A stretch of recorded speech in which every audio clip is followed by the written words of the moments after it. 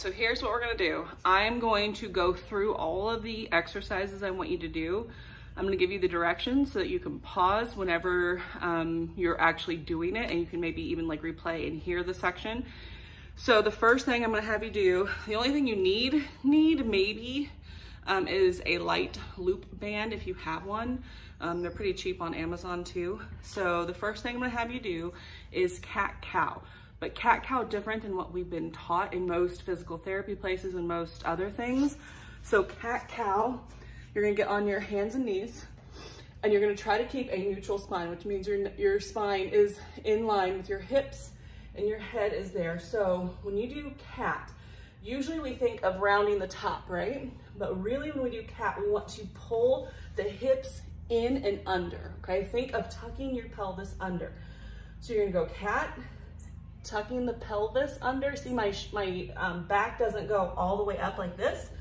I'm tucking my pelvis under, hold 1, 2, and then I'm gonna go into cow. And in cow, I'm going to feel like I'm gonna push through my palms. So I'm gonna push through my palms. Normally when we think of cow, we think of as far up as our butt can go. That's not the goal. The goal is to stretch out your shoulder blades. So when you do cat-cow again, push through your palms like this, and you can push your head kind of down some or pull it up, either way, and you'll feel the stretch. The goal in the cow part is to stretch out this chest and like almost like a hand is pushing through your shoulder blades. So let me do this again. You're gonna go cat, tuck the hips under, 1, 2, cow, 1, 2, cat, 1, 2, cow, 1, 2, and you're gonna do that 10 times for the cat-cow. And then the next, from here, you're gonna stay in this position. Your wrists may get sore. If your wrists are sore, that's fine. It'll work itself out. It's a positive pain, it's okay. The only way that your wrist is actually in a problem is if it's causing you major, like you can't use it, period, during the day. And we'll talk about that. So bird dog. Bird dog, I want you just to start by lifting your right arm and going forward without moving your body. Do you see how my back stays straight? Arms only. If you can, then the next thing would be is your legs. You can just put your heels up in the air, toes down, and just slide that leg out. Okay, just slide that leg out. Maybe you can't go all the way, just slide it a little bit. That's fine. The goal is to not move the hips. So 1, 1, 2, 1, 1, 2, 1, 1, 2, 1, 1, 2, 1.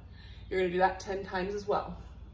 Next thing are crunches. Now, this may seem, let me see here.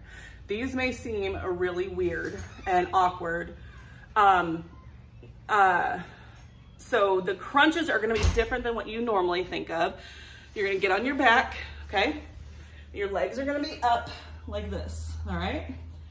My hands are gonna stay here at the side. You're gonna try to move your feet as far back as you can. When you do a crunch, I don't want your hands up here.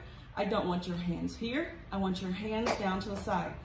I want you to practice lifting your chest up, touch the floor and down. Lift, touch, down. Lift, touch, down. 10 times, you're gonna lift, 1, 2, down, 1, 2. Lift, 1, 2, down, 1, 2. 10 times, okay? While we're on the floor, on our backs, we're gonna do dead bugs, okay? So ideally, the dead bug, this is what the dead bug should look like, okay? Like literally a dead bug, okay? So advanced is opposite arm, opposite leg, like this. Constantly keeping that small of your back on the ground. Your pelvis is tilted up, so kind of like you were doing that same feel of the pelvis when you were doing the cat-cow. So opposite arm, opposite leg.